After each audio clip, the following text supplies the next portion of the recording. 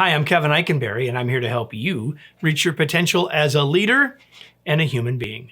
Welcome to Remarkable TV and the Remarkable Leadership Podcast. If you happen to be watching on YouTube, welcome. Glad you're here. Make sure you hit subscribe so you don't miss any future episodes. Episodes like today, when I'm giving you 5 reasons to say no more often.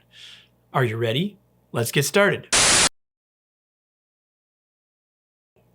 On last week's Remarkable TV episode, we talked about saying yes. I gave you 5 reasons to say yes, and there are great benefits for doing so, but you can't say yes to everything all of the time. Sometimes you have to say no. It doesn't have to be emphatic, but sometimes we have to say no.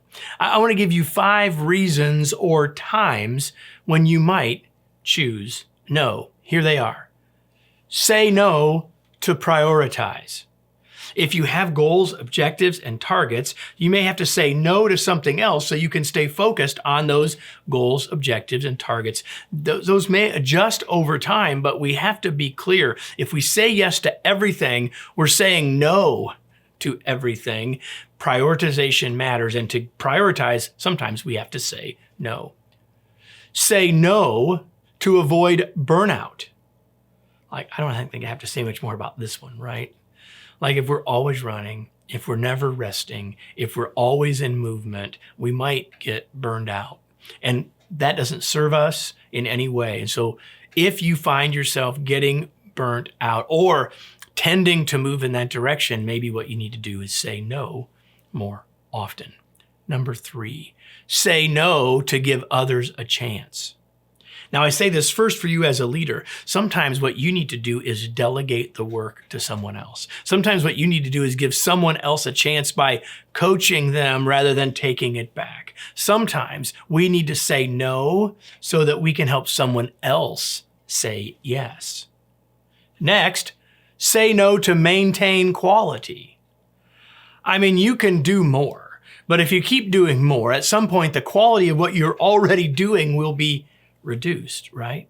Like if we take on more, we can't do all of it at the same level of quality. Sometimes we need to say no so we can keep the level of quality or reduce the level of mistakes or whatever, but make sure that we're thinking about no as a way to make sure that we're still reaching the quality levels of our work that we need. And lastly, say no to create space.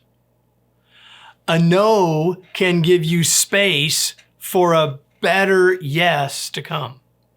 Like if we keep saying yes just to fill up all of the gaps, then there's no gap when a better opportunity comes. Sometimes that's what we need to do. Now, I've said I'd give you 5. I'm actually going to give you a 6th one, which is really almost a summation of the other 5. And here it is. You may have heard someone say this before, and it's profoundly true.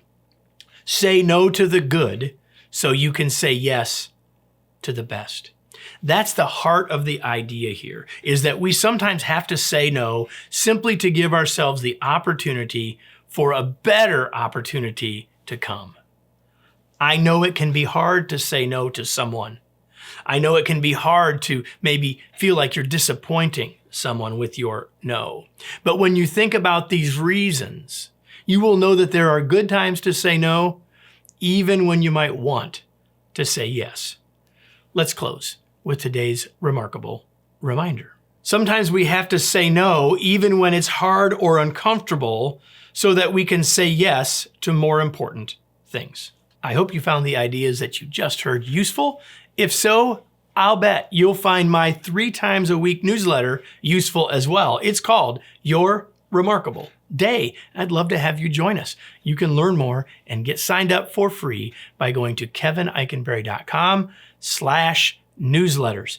When you do that, I'll be in your inbox. And I hope that you'll also come back here next week for another episode of Remarkable TV and the Remarkable Leadership Podcast.